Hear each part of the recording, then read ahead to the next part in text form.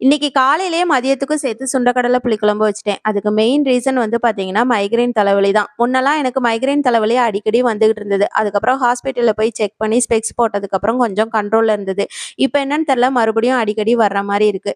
நேத்து நைட்டு வந்த தலைவலிலாம் 2 டைம் வந்து டேப்லெட் போட்டதுக்கப்புறம் தான் கொஞ்சம் கண்ட்ரோல்ல இருந்தது. நைட்டு தூங்க போறதுக்கு முன்னதால ஒரு டைம் டேப்லெட் போட்டேன். அப்பயும் கண்ட்ரோல் ஆகல. மறுபடியும் அர்லி மார்னிங் 4 மணிக்கு ஒரு டேப்லெட் போட்டதுக்கப்புறம் தான் கொஞ்சம் வந்து கண்ட்ரோல் ஆச்சு. இந்த மாரி நேரத்துல நம்ம ஊர்ல இருந்தோம்னா, நம்ம அம்மாவோ, அத்தையோ யாராவது வந்து ஹெல்ப் பண்ணுவாங்க. ஆனா இவ்வளோ தூரத்துல தனியா இருக்கும்போது நம்ம தான் அதுக்கு தகுந்த மாரி ஆல்டர்னேட்டிவா யோசிச்சுக்கணும். ஸோ அதனால தான் வந்து பார்த்தீங்கன்னா, நான் மதியத்துக்கும் சேர்த்து காலையிலேயே குழம்பு வச்சுட்டேன். மதியம் வந்து எக்ஸ்ட்ராவா முட்டைக்கோஸ் பொரியலும், முட்டையும் வந்து பாயில் பண்ணியாச்சு. அதோட சேர்த்து 4 நாளா காயாம இருந்த துணிமணிலாம் கொஞ்சம் காஞ்சிருந்தது. அதையும் மடிச்சு எடுத்து வச்சுட்டு, வீட்டையும் வந்து பார்த்தீங்கன்னா, கையோட கிளீன் பண்ணி விட்டேன். ஸோ இன்னைக்கு டே எனக்கு இப்படிதான் போச்சு. இதே மாரி அடுத்து வேற ஒரு இன்ட்ரஸ்டிங்கான விளாக்ல நான் உங்கள மீட் பண்றேன். பாய்.